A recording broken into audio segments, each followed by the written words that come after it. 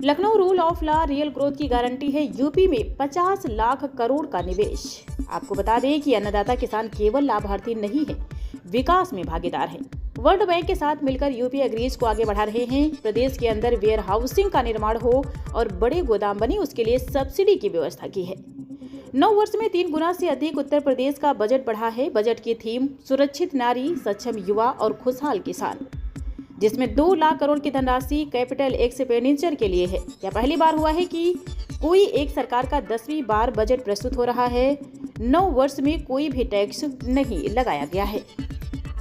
Bank के साथ हम लोग मिलकर के UP agrees platform, UP agrees के कार्यक्रम को आगे बढ़ा रहे हैं। हम लोगों ने इसके विस्तार की व्यवस्था भी की है और इसको एआई टूल्स के साथ जोड़ने की, यानी आर्टिफिशियल इंटेलिजेंस का उपयोग यहां पे कैसे हम कर सकते हैं, इसके बारे में भी एक बड़ी घोषणा इसमें की गई है। विश्व की सबसे बड़ी अन्न भंडारण योजना, इसमें उत्तर प्रदेश में इस बार हम लोगों ने बजट में 2 लाख मीट्रिक टन अतिरिक्त खाद्यान्न भंडारण की क्षमता विकसित करने का टारगेट भी तय किया है। यानी स्टॉक, यहां पे प्रदेश के अंदर वेयर हाउसिंग का निर्माण हो, बड़े बड़े गोदाम बने, इसके लिए विशेष सब्सिडी की व्यवस्था। इसके लिए हमारी पहले से पॉलिसी है, उस पॉलिसी के दायरे में जो भी निवेश करना चाहेगा उसको हम प्रोत्साहित करेंगे और ये इस भी स्कीम हम लोगों ने दी है। इसके अलावा पशुओं को बीमा सुरक्षा देने के उद्देश्य से मुख्यमंत्री जोखिम प्रबंधन और पशुधन बीमा योजना में भी हम लोगों ने एक प्रावधान किया है, जिसमें 85% तक जो प्रीमियम होगी वह सरकार देगी और सरकार ने उसके लिए व्यवस्था की है। प्रदेश में मछुआरों को बेहतर मूल्य दिलाने के लिए state of art wholesale fish मंडी और फिश प्रोसेसिंग सेंटर के लिए भी धनराशि की व्यवस्था स्टेट में की है। लैंड ऑफ स्टेट में यूपी की प्रगति इस दिशा में देश के अंदर अग्रणी राज्यों में है और इस दिशा में उस जो कार्य करने की संभावनाएं हैं, इसमें वर्ल्ड फिशरीज प्रोजेक्ट सेंटर की स्थापना का भी एक बड़े कार्यक्रम को हम आगे बढ़ा रहे हैं, जिसको एक सेंटर ऑफ एक्सीलेंस के रूप में विकसित करने की कार्रवाई को भी व्यवस्था की है। आपने देखा होगा कि 9 वर्ष में 3 गुना से अधिक उत्तर प्रदेश का यह बजट बढ़ा है, यानी 9,12,000 करोड़ रुपए से अधिक का अब उत्तर प्रदेश की सबसे बड़ी आबादी का यह बजट आज उत्तर प्रदेश के विधानमंडल में प्रस्तुत हुआ है। और अगर बजट की मैं थीम कहूं तो यह सुरक्षित नारी, सक्षम युवा, खुशहाल किसान और रात को काम, तकनीकी निवेश से समृद्ध होता उत्तर प्रदेश के लिए समर्पित यह बजट 9 वर्ष के नवनिर्माण की एक नई गाथा को देशवासियों के सामने प्रस्तुत करता है। बजट की जो हाइलाइट्स हैं, जो आपने देखा है, इसमें 43,565 करोड़ रुपए से अधिक की धनराशि केवल नई योजनाओं के लिए इस बजट में उसमें प्रस्तावित की गई है। दूसरा, 2 लाख करोड़ रुपए से अधिक की राशि कैपिटल एक्सपेंडिचर के लिए है, यानी ये परिसंपत्तियों के नवनिर्माण में, इंफ्रास्ट्रक्चर के डेवलपमेंट में और इकोनॉमी की यानी अर्थव्यवस्था को सुदृढ़ीकरण करने में इसकी बड़ी भूमिका होती है और यहीं से रोजगार का सृजन भी होता है। ये रोजगार सृजन में भी एक बड़ी भूमिका का निर्वहन करता है। ये बजट का मुख्य हाइलाइट्स है।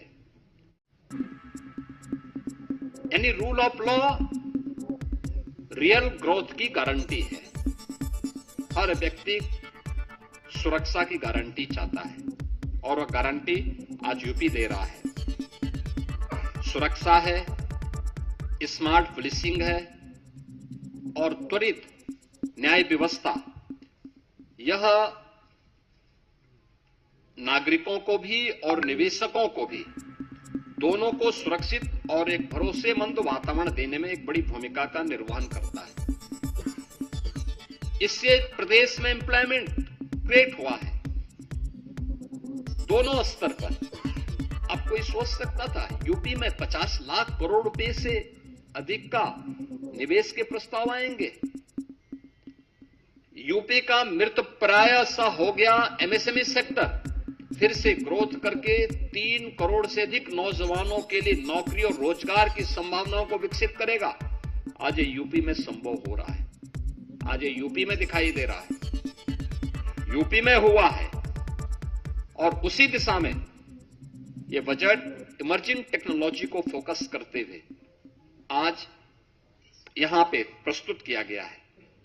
इस बजट में कुछ अन्य सेक्टर को भी छुआ गया। अन्नदाता किसान, अन्नदाता किसान भारत जैसे कृषि प्रधान देश की अर्थव्यवस्था और उसके विकास की धुरी है। हमारा यह मानना है कि अन्नदाता किसान, यह अन्नदाता केवल लाभार्थी नहीं है, यह विकास का भागीदार है। अब अन्नदाता से उसे उद्यमी बनाने की दिशा में नए प्रयास क्या हो सकते हैं? इस दिशा में एक नए प्रयास, इस विकास की यात्रा में प्रदेश का अन्नदाता भी सक्रिय साझेदार बने। इस देश से कृषि को इनकम बेस्ड और वैल्यू एडिशन मॉडल के रूप में प्रस्तुत करने के लिए इस बजट में उसका प्रावधान किया गया है। इस बजट में देखा होगा, बजट भाषण जब वित्त मंत्री जी पढ़ रहे थे तो उस समय भी आपने इस बात को गौर किया होगा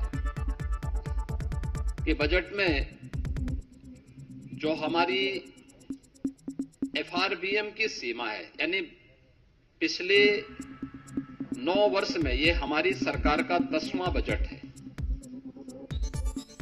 और पहली बार हुआ है जब किसी मुख्यमंत्री को 10वां बजट प्रस्तुत करने का अवसर प्राप्त हुआ है यूपी जैसे राज्य में। इससे पहले कभी नहीं हुआ। दूसरा है कि इन 9 वर्षों में एक भी टैक्स नहीं लगाया गया। तीसरा है, यूपी के अंदर जो भी कर चोरी थी, लीकेजेस थे, इन सबको रोक करके कुशल वित्तीय प्रबंधन के माध्यम से बीमारू राज्य से उत्तर प्रदेश को भारत की अर्थव्यवस्था का एक ब्रेक थ्रू के रूप में प्रस्तुत करते हुए रेवेन्यू सरप्लस स्टेट के रूप में प्रस्तुत करने में सफलता प्राप्त हुई है। 2017 में जिस राज्य में ऋणग्रस्तता थी और वह उसकी 30% से अधिक थी, उसे घटा करके हम लोगों ने अगले ही 2-3 वर्षों के अंदर 27% में लाने में सफलता प्राप्त की थी। लेकिन 3 वर्ष का जो कोविड कालखंड था, इसके कारण यह सीमा बढ़ी थी। हम इसे फिर से 27% में लाने में सफल हुए हैं और हमारा इस वित्तीय वर्ष में यह लक्ष्य है कि हम इसको 23% तक लेके आ जाएं। यानी जो रिजर्व बैंक ने तय किया है कि किसी भी राज्य की जो कुल जीएसडीपी होगी उसकी 30% से अधिक ऋण उस पर नहीं होना चाहिए। उत्तर प्रदेश देश के उन राज्यों में है जिस राज्य के पास जो भी एफआरबीएम की सीमा तय की गई है उसके अधीन उत्तर प्रदेश ने अपने वित्तीय प्रबंधन को रखा है और उत्तर प्रदेश की ऋणग्रस्तता उसी के अधीन उत्तर प्रदेश के अंदर देखने को मिल रही है। ये हमारा कुशल वित्तीय अनुशासन भी है। बिना अतिरिक्त टैक्स लगाए हुए उत्तर प्रदेश के अंदर वेलफेयर की स्कीम को, इंफ्रास्ट्रक्चर की स्कीम को और प्रत्येक सेक्टर में नई ऊंचाइयों को प्राप्त करते हुए विकास के नित नए सोपान को स्थापित करते हुए आज उत्तर प्रदेश जिस दिशा में आगे बढ़ा है, अपनी अर्थव्यवस्था को मजबूत किया है, उसके बल पर उत्तर प्रदेश आज देश की टॉप 3 इकोनॉमी में एक है। देश की जो टॉप 3 इकोनॉमी है उनमें से उत्तर प्रदेश की एक है। हम लोगों ने